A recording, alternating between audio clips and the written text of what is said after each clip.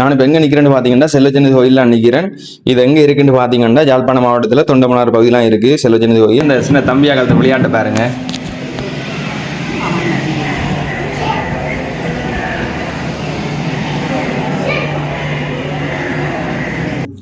இதெல்லாம் எல்லாரும் குளிச்சுட்டும் கால்களை கழுவிட்டும் கோயிலுக்கு போய் கொண்டிருந்தாங்க.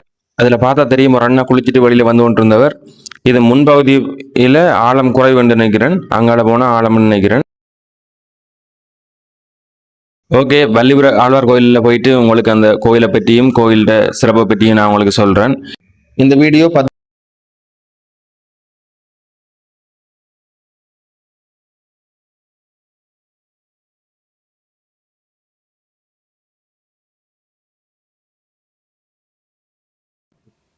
இந்த வள்ளிபுர கோயில் எங்கே இருக்குன்னு பார்த்து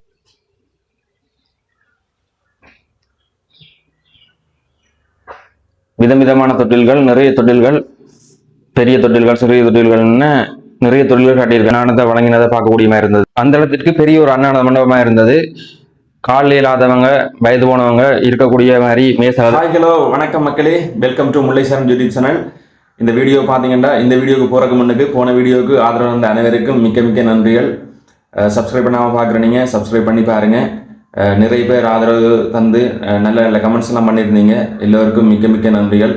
இந்தியா வீடியோ எப்படியான வீடியோவாக இருக்க முடியும் பார்த்தீங்கன்னா ஒரு பக்திமயமான வீடியோவாக தான் இருக்க போகுது. அதாவது அக்கடை பிள்ளைக்கு இன்றைக்கு ஒரு நேர்த்தி கடன் செய்வதற்காக செல்வச்சந்தி கோயிலுக்கு போக போகிறோம். அந்த வீடியோ தான் பார்க்க போகிறீங்க. நான் இது வரைக்கும் யாழ்ப்பாணம் வந்து போயிருக்கிறேன். நான் ஒரு நாளும் செல்வச்சந்தி கோயிலுக்கு போனதில்லை. அந்த வீடியோ தான் இருக்க போகுது. வாங்க, உங்களையும் கூட்டிகிட்டு போகிறேன். என்ன போல் நிறைய பேர் போகாமல் இருப்பீங்க, போக முடியாமல் இருப்பீங்க. அப்படியானாக்கெல்லாம் இந்த வீடியோ மூலம் பார்த்து தெரிஞ்சு கொள்ளலாம். செல்வச்சந்தி கோயிலுக்கு போகணும்னு நிறைய நாள் யோசிச்சிருக்கேன். ஆனால் இன்னும் இதுவரையும் போனதில்லை. அந்த வீடியோ தான் பார்க்க போகிறீங்க. மறக்காமல் எல்லாரும் சப்ஸ்கிரைப் பண்ணிவிட்டு வீடியோ பாருங்கள். நான் இப்போ எங்கே நிற்கிறேன்னு பார்த்தீங்கன்னா செல்வச்சந்தி கோயிலில் நிற்கிறேன். இது எங்கே இருக்குன்னு பார்த்தீங்கன்னா யாழ்ப்பாணம் மாவட்டத்தில் தொண்டமனார் பகுதியெலாம் இருக்குது செல்வச்சந்தி கோயில். குறிப்பாக சொல்ல போனால் யாழ்ப்பாணம் டவுன்ல இருந்து 20 கிலோமீட்டர் தூரத்தில் இந்த செல்வச்சந்தி கோயில் இருக்குது. நான் இவ்வளோ நாளும் யாழ்ப்பாணம் வந்து போயிருக்கிறேன். ஆனால் செல்வச்சந்தி கோயிலுக்கும் பெருவணம் நிறுத்திருக்கேன். ஆனால் ஒரு நாள் வந்ததில்லை. இதுதான் முதல் தரம் வந்திருக்கிறேன். இது பார்த்தீங்கன்னா சுமார் 1000 வருடங்கள் தாண்டின ஒரு பழமையான முருகன் கோயில்னு சொல்கிறாங்க. கதிர்காமர் கோயில் இருக்குது. அதே போல் இது இலங்கையின் வடக்கின் கதிர்காமர் கோயில் உண்டு விசேஷமாக சொல்கிறாங்க. இன்னொரு சிறப்பான விஷயம் என்னவென்று பார்த்தீங்கன்னா திருமண நிகழ்வுகள் இங்கே அதிகமாக நடைபெறும்னு சொன்னாங்க. அதாவது தாலி கட்டுறது இங்கே அதிகமாக நடைபெறும்னு சொன்னாங்க. அதே போல் நான் போன நேரத்தில் ஒரு 3 திருமண நிகழ்வுகள் நடைபெற்றது. அது பார்க்கக்கூடிய மாதிரி இருந்தது. அதே போல் வருடத்தில் 365 நாள், அதாவது ஒவ்வொரு நாளுமே இங்கே அன்னதான பக்தர்களுக்கு அன்னதானம் வழங்குறதால அன்னதான கந்தன் என்றும் இந்த கோயில் அழைக்கிறாங்க. திருவிழா இல்லாத நார்மல் கிழமை நாள்லேயே நிறைய பக்தர்களை காணக்கூடியமா இருந்தது. இது தேங்காய் உடைக்கு நேர்த்தி கடன் நிறைவேற்றுவதற்கு உரிய ஒரு தொட்டி ஒன்று கட்டியிருந்தாங்க. குறிப்பாக சொல்ல போனால் எங்களில் நிறைய பேர் கோயில்களுக்கு போகிறது காரணம் மனதில் உள்ள பாரம், மனக்கவலைகளை இறக்கி வச்சுட்டு வரக்காண்டி தான். அதே போல தான் போகும்போது நானும் போனேன். போயிட்டு வரும்போது ஒரு மனதுக்கு நிறைவாகவும் பெரிய ஒரு பாரம் இறங்கின மாதிரியும் இருந்துச்சு. கோயில் சூழலுக்கு போன உடனே அதை ஃபீல் பண்ணக்கூடிய மாதிரி இருந்தது. அதுக்கிடையில் இந்த சின்ன தம்பியா காலத்து விளையாட்டு பாருங்க.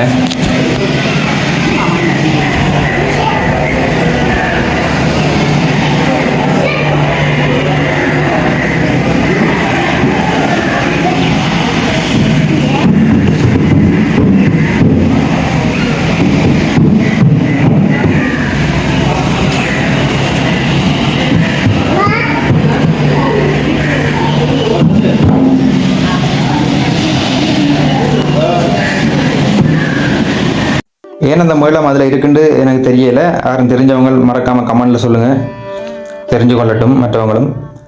இந்த கோயிலை சுற்றி காட்டணும் பாருங்கள். நல்ல ஒரு அமைதியான இடம். உள்ளுக்குள்ளே போனால் ஒரு தாமரை தடாகம் மாதிரி ஒரு இடம் இருந்தது. அதெல்லாம் தீர்த்தம் மாறுறதா தெரியல. வெளியில் ஒரு இடம் இருந்தது. தொண்டமனாறு ஆறும் கடலும் சேர்ற இடம்.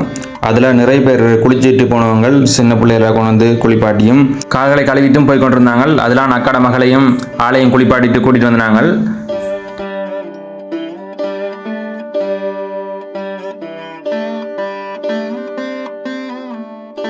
நான் முன்னமே சொன்னது போல கிழமை நாட்கள்லேயே எவ்வளவு பேர் வராங்கண்டா திருவிழா நாட்கள்ல நீங்க நினைச்சு பாருங்க எவ்வளவு பேர் வருவாங்கண்டு. திருவிழாவை பார்ப்பதற்கு வெளி மாவட்டங்கள்ல இருந்து கூட நிறைய பேர் வருவாங்க. அது மட்டுமல்லாமல் வெளிநாடுகளில் இருந்து கூட விசேஷமா அந்த திருவிழாவை பார்ப்பதற்கு நேர்த்திகளை நிறைவேற்றுவதற்காக அந்த திருவிழா காலங்களில் நிறைய பேர் வருவாங்க.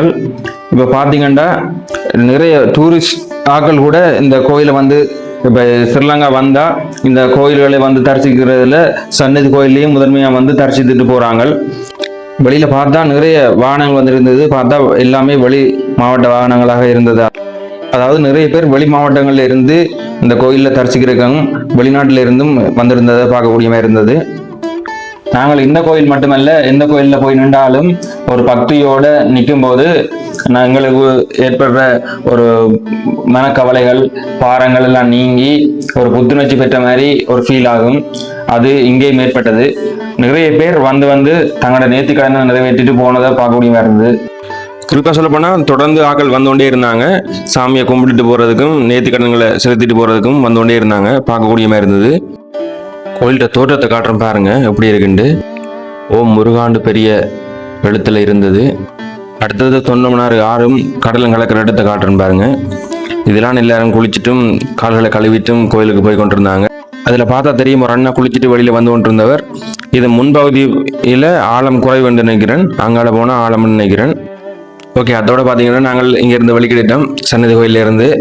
இரண்டா பார்த்தீங்கன்னா ஃபுல்லாகவே ஒரு பக்திமயமான விழாவாக தான் இருக்க போகுது. ஏன்னா நாங்கள் அடுத்த போக போகிறதும் ஒரு பிரசித்தமான ஒரு கோயிலுக்கு. அங்கே போய் வேற நேரம் காணாதபடியால் நாங்கள் இங்கே அன்னதானம் சாப்பிடல, உடனடியாக வெளிக்கிட்டோம். எங்கே போகிறோம் எந்த கோயிலுக்கு போகிறோம்னு போய்க்க நான் உங்களை சொல்லி கொண்டு வரேன். வரும்போது நான் உங்களுக்கு காட்டையில் எதால் வந்து நாங்கள் இப்போ போகும்போது பாருங்கள். இதுதான் அந்த தொண்டமனார் ஆறு. கோவில்களுக்கு நாங்கள் விரும்பி போகிறத விட கடவுளாகவே எங்களை அழைக்கணும்னு சொல்லுவாங்க பெரியவங்க. அதே மாதிரி இன்றைக்கு எனக்கு ஒரு அழைப்பு இருந்ததுன்னு தான் நான் நினைப்பேன். இரண்டாவது இன்றைக்கு ஒரே நாளில் 2 பிரசித்தமான சக்தி வாய்ந்த கோயில்களை தரிசிக்கக்கூடிய மாதிரி இருந்தது. ரொம்பவே சந்தோஷமாக இருந்தது. கோயில்களுக்கு போயிட்டு வந்தால் ஏற்படுற ஒரு மன நிறைவு இந்த கோயில்களுக்கு வந்ததோட எனக்கு ஏற்பட்டது. அதே உணர்வு உங்களுக்கு ஏற்பட்டிருக்கும்னு நம்புகிறேன். மறக்காமல் கமெண்ட்ல சொல்லுங்கள் எப்படி இருந்ததுண்டு. வெளிநாடுகளில் இருந்தும் வெளி மாவட்டங்களில் இருந்தும் தவிர்க்க முடியாத காரணங்களால் இங்கே இருந்து கூட சில பேரால் இந்த கோயில்களை தரிசிக்க முடியாதில்லை.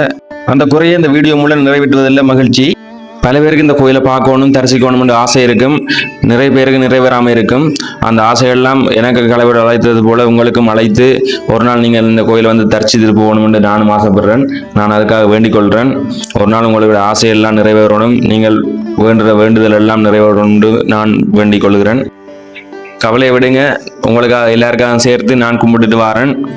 கவலைகள் கஷ்டங்கள் துன்பங்கள் பார்க்குற எல்லாருக்கும் நீங்கணும். அவங்க நினைக்கிறதெல்லாம் நடக்கணும். நிம்மதியான வாழ்க்கை அது மட்டும்தான் வேணும். அந்த வாழ்க்கையெல்லாம் கிடைக்கணும்னு நான் வழிபட்டுட்டு வரேன். ஓகே, வள்ளிபுர ஆழ்வார் கோயிலில் போயிட்டு உங்களுக்கு அந்த கோயிலை பற்றியும் கோயிலோட சிறப்பை பற்றியும் நான் உங்களுக்கு சொல்கிறேன். இந்த வீடியோ 10-15 நிமிட சிறிய வீடியோவாக தான் இருக்க போது. முடிந்தால் ஸ்கிப் பண்ணாமல் இந்த வீடியோ ஃபுல்லாக பாருங்கள். சேனலுக்கு இப்போ தான் புதுசாக வரீங்கன்னா மறக்காமல் சப்ஸ்கிரைப் பண்ண மறந்துடாதீங்க. இது போல் நிறைய வீடியோக்கள் உங்களுக்கு அடுத்தடுத்து வந்து கொண்டே இருக்கும். இந்த 2 கோயில்கள்லையுமே நீங்கள் எந்த கோயிலுக்கு போகணும்னு ஆசைப்பட்டு இதுவரை போகாத கோயிலை மறக்காமல் கமெண்ட்ல சொல்லுங்கள். அதே போல் அடுத்த நாங்கள் எந்த கோயிலுக்கு போகலாம்ன்றதையும் கமெண்ட்ல சொல்லுங்கள். நான் இதுவரை நயனாதேவி கோயிலுக்கு போனதில்லை. அதே போல் நீங்களும் நினைத்து ஆசைப்பட்டு இதுவரை அந்த கோயிலுக்கு போகலையே என்று நினைக்கிற கோயிலை மறக்காமல் கமெண்ட்ல சொல்லிட்டு போங்க. எந்த கோயிலுக்கு அதிகமான பேர் போகலன்னு தெரிஞ்சு கொள்வோம்.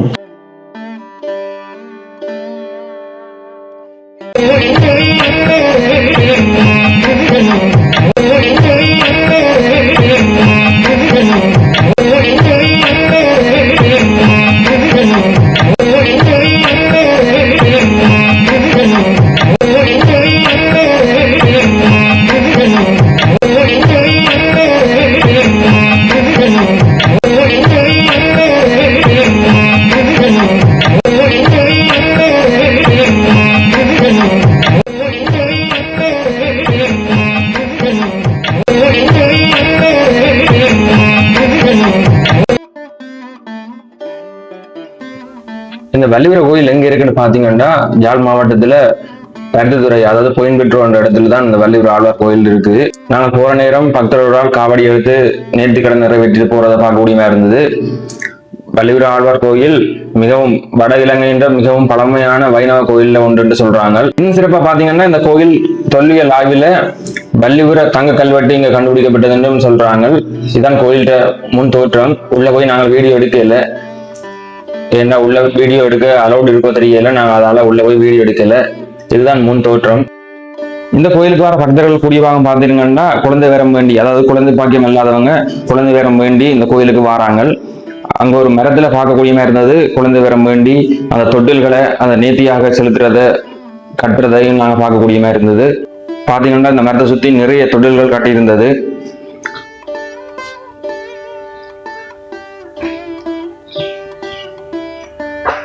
விதவிதமான தொட்டில்கள், நிறைய தொட்டில்கள், பெரிய தொட்டில்கள், சிறிய தொட்டில்கள்னு நிறைய தொட்டில்கள் கட்டியிருக்காங்க. ஏன்னா முக்கியமான பாக்கியம் குழந்தை பாக்கியம் தான்.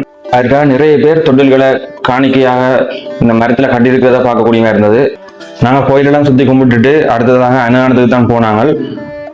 அன்னதான மண்டபத்தில் பார்த்தீங்கன்னா 500-600 பேருக்கு ஒரே நேரத்தில் அன்னதானத்தை வழங்கினதை பார்க்கக்கூடிய மாதிரி இருந்தது. அந்த இடத்துக்கு பெரிய ஒரு அன்னதான மண்டபமாக இருந்தது. காலில் இல்லாதவங்க, வயது போனவங்க இருக்கக்கூடிய மாதிரி மேசகதிரையும் போட்டிருந்தது. நாங்கள் அன்னதானத்தை முடிச்சுட்டு பக்கத்தில் ஒரு மணல் காடு என்ற இடம் இருக்குன்னு சொன்னாங்க. அதை தான் பார்க்குறக்கு வலிக்கிட்டுனாங்க. நேரம் காணாமல் போயிட்டு பின்னிடம் ஆகிட்டு அதால் வீடியோ எடுக்க முடியல. யாழ்ப்பாணத்தில் இருக்கிறவங்களுக்கு கூடிய பாகம் இந்த இடம் தெரிஞ்சிருக்கும். வடிவான இடம், அவுட்டோர் ஷூட்டிங்களுக்கு நல்ல ஏற்ற இடம். நிறைய பேர் அதில் வீடியோ எடுத்துக்கொண்டிருக்கிறத பார்க்கக்கூடியமாக இருந்தது. அது தாண்டி இங்கால வரும்போது ஒரு ஜேசுநாதர் பெரிய ஒரு சிலை ஒன்று, கையை விரிச்சபடி ஜேசுநாதர் இருக்கிற சிலை ஒன்று, மிக பிரமாண்டமான பெரிய ஒரு சிலை ஒன்று இருந்தது, பார்க்கக்கூடியமா இருந்தது. இதுதான் அந்த சிலை. இது அந்த கடற்கரை, மயில்காடு போற வழி கடற்கரையெல்லாம் இருந்தது. ஓகே, இன்றைய நாள் எங்களுக்கு பக்திமயமான சிறப்பான நாளா முடிஞ்சுது. அதே போல உங்களுக்கும் பார்க்குறவங்களுக்கும் சிறப்பான நாளா இருக்கும் என்று நம்புறேன். மீண்டும் ஒரு நல்ல ஒரு வீடியோவில் உங்களை சந்திக்கிறேன். இந்த வீடியோ பிடித்திருந்தால் மறக்காமல் லைக் அண்ட் ஷேர், சப்ஸ்கிரைப் பண்ண மறந்துடாதீங்க. மீண்டும் ஒரு நல்ல ஒரு வீடியோவில் உங்களை சந்திக்கின்றேன். பார்த்த எல்லோருக்கும் நன்றி. பாய் பாய்.